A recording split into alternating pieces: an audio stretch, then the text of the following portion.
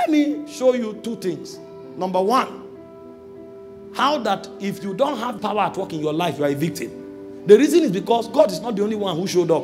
There are other spirits that also showed up. In John chapter 10, verse 10, it said, the devil cometh not but for to kill, to steal, and to destroy. So you don't need to do anything to be under attack. The reason is because a spirit has shown up and his intention is to destroy you. So the issue of power is not for fun. It's not for luxury. It's for your defense. Because whether you cause problem or not, there is a battle you will fight. The reason is because the devil cometh not but for to kill. So you don't need to do anything to be under attack. So long as you are born, you will be under attack. So if you don't have power at work in your life, in the day of trouble, you will faint. And he said, if you faint, it's not because your God is weak. It's because your strength is little. So he's telling you that everybody will fight. The question is whether you win or you fail. And that question is answered when you begin to know and deploy how to keep the power of the Holy Ghost at work in your life. He said the devil prowls like a roaring lion, looking for who he may devour. So the job of demons, the way you go to work every day and you are doing a decent job to sustain yourself, the job of demons is to look for people to kill, is to look for people to destroy. And so what you need to do is to carry so much power that when they are coming, they advise themselves that don't go here. This place, if you go, you will lose. This is why you need power, because a spirit is moving to and fro the earth, looking for who to devour. The reason you will not be the one to devour is power. And so when you find men who are not being devoured, it's because the devil judged and discovered power is at work in their life. If power is not at work in your life, you will be a candidate to be devoured, because the devil is carrying out a spiritual census, looking for those who have power and those who don't have power. If he finds those who have power, he will leave them. Hope you know, when the sons of Sceva showed up, he said, Jesus we know, Paul we know. That means in the syllables of the demonic realm, they know those who carry power. And so what they do is that they write their name in the spirit realm. Everybody know them. They don't approach them. So the people the devil devours are those that is already chronicled in their structure and syllables that they don't have power. And so if you want your name to be known in the demonic realm, the way you announce your name there is not by saying I'm Michael, it's by power. Because when Moses came to Pharaoh, he didn't ask him the name of his God for a nomenclature purpose. When he said, who is your God? Moses dropped his staff. The staff became a snake. What he's saying is that my God is the God of power.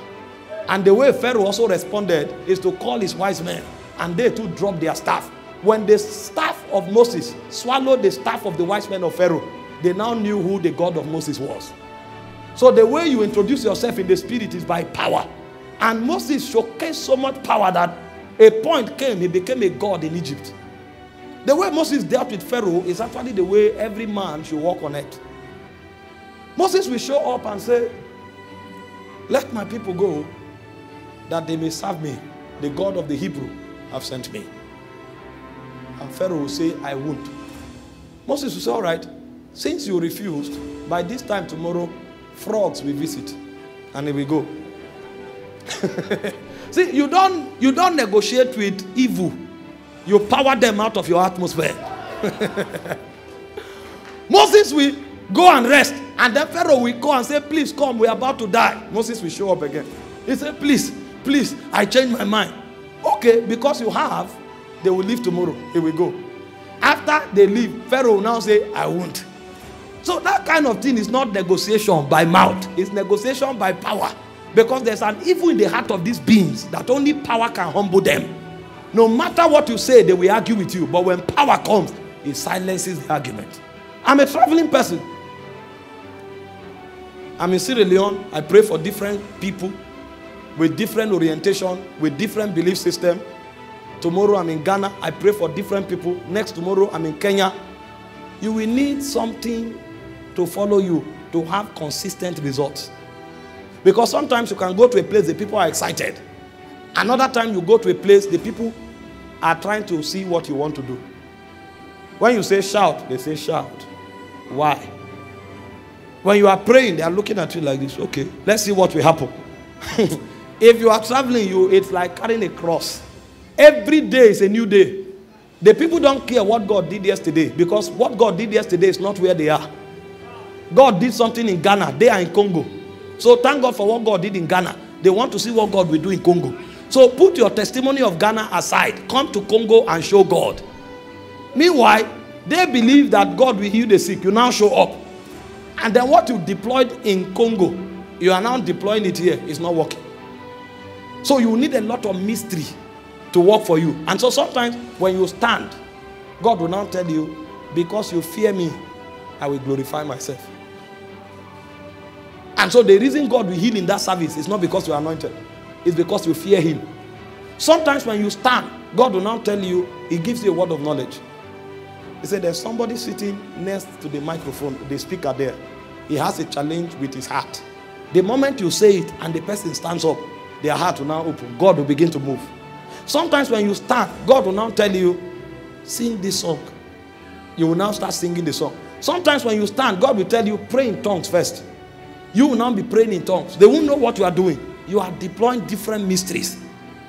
And so when God is now dealing with you in the area of reverence, it's not just because he wants to teach you reverence. That reverence will become your salvation when you are in a different country.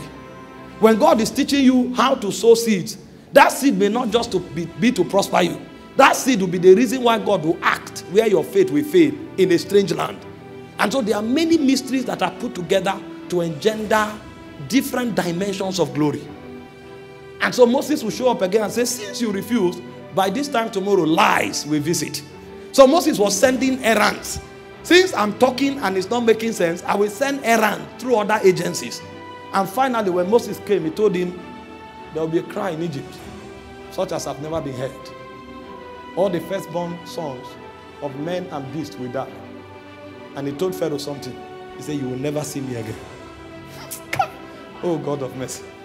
When will this kind of generation emerge? Now, Pharaoh is the strongest person on earth at that time. Moses came to him and said, you will never. That means my coming before you is a privilege. And because you have abused it this 9 times, this 10th one is the last. You will never see me again. And true to Moses' word, all the mighty men of Pharaoh drowned in the belly of the Red Sea. Because that night, when that plague came and everybody died, there was cry in Egypt. Pharaoh sent to Moses and said, please go, carry everything. And Moses went. And to show you that power is not only against wicked men, even nature will respect you only when you have power. When Moses was coming, there was a sea truncating and obliterating and impeding the possibility of crossing over. And Moses turned to God, and God said, why are you turning to me? There's a power in you. If you don't know how to use it, you are in trouble. He says, stretch your rod. And Moses stretched it. And Moses came back to tell us what happened in the spirit. Because God is able to do only when your own power is working. He said, with the blast of his nostrils, he parted the Red Sea. That means God would not have used the blast of his nostrils except as the power in Moses was at work. So the collaboration begins from the earth. And you won't know the strange things that happen. That's not a casual miracle. Many things happened there. All the whales in the water were stopped. The activity of the whales stopped. The water parted. And the water did not just part, it froze. That means temperature changed. The temperature of the environment changed. Because the water froze. It became a block, standing like a wall. And then those of you who understand about sea, you know that a sea is actually a pit. A sea is not a flat ground. I think it was Pastor Bolade that brought that revelation. That means the earth grew out too. So many things were happening at the same time when that wind passed. When they crossed, the Egyptians, they thought it was a joke. The Bible said in Hebrews chapter 11 verse 2, it said by faith, Moses and the Israelites crossed the Red Sea. It said with the Egyptians are saying to do, they were drowned. Because what was happening, Moses was in control of it. This is not a fluke. If he tells you tomorrow you will be blessed, it's not luck and chance, it's power at work. And so when a believer is talking, he needs to talk from power. When you tell somebody that this week a door will open, it's not luck and chance. Nothing happens by luck and chance. It's power that makes things happen. And so the reason you must know how to engage this miracle working power is because that is the only basis by which the voice of the avenger will be silenced. If you don't have power in your life, you are a victim. You are a prey, and the day of battle will reveal it. The second reason why the power of the Holy Ghost must perpetually be at work in our lives is because it is by power that God is glorified. Imagine if Moses wanted to start a school in Egypt to prove to the people that there is a God in heaven. Egypt was the school, the territory of philosophy and wisdom. The first civilization of knowledge was systematized and institutionalized in Egypt. You can't beat them. They are called wise men of Egypt. They were the first people that were addressed as the wise men.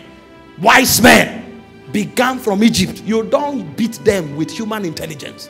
The only thing you can use to counter them is power, because the language of power is simple and clear.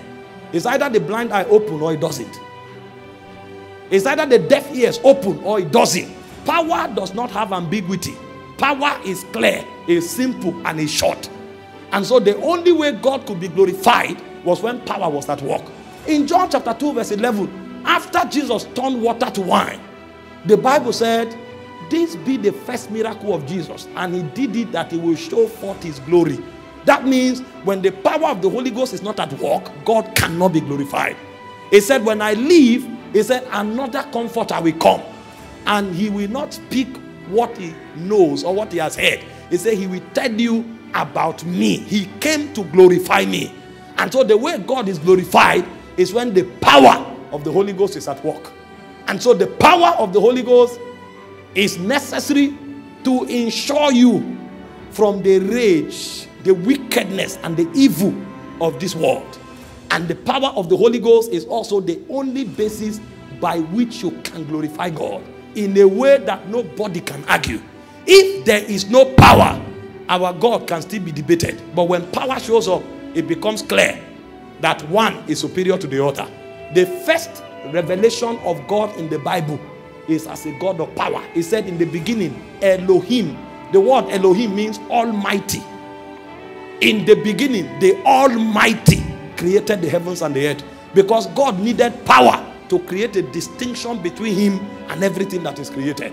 This is why the Holy Ghost came to furnish us with power. In Acts chapter 1 verse 8, he said, not many days from now, you shall receive the Holy Ghost, and not wisdom, and not utterance, and not favor. You shall receive the Holy Ghost and power, because everything is in power. Wisdom is a type of power. Utterance is a type of power. Healing is a type of power. It's just the way we have light here now. This is power.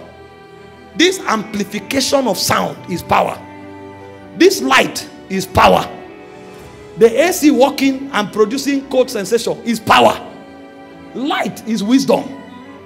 This volume you are seeing is what creates. All of that is a type of power. And so when power shows up, everything shows up. And so the Holy Ghost came, amongst other things, primary among other things, to manifest the power of God. And you need that power because your insurance is tied to power, and God being glorified in your life is also tied to power.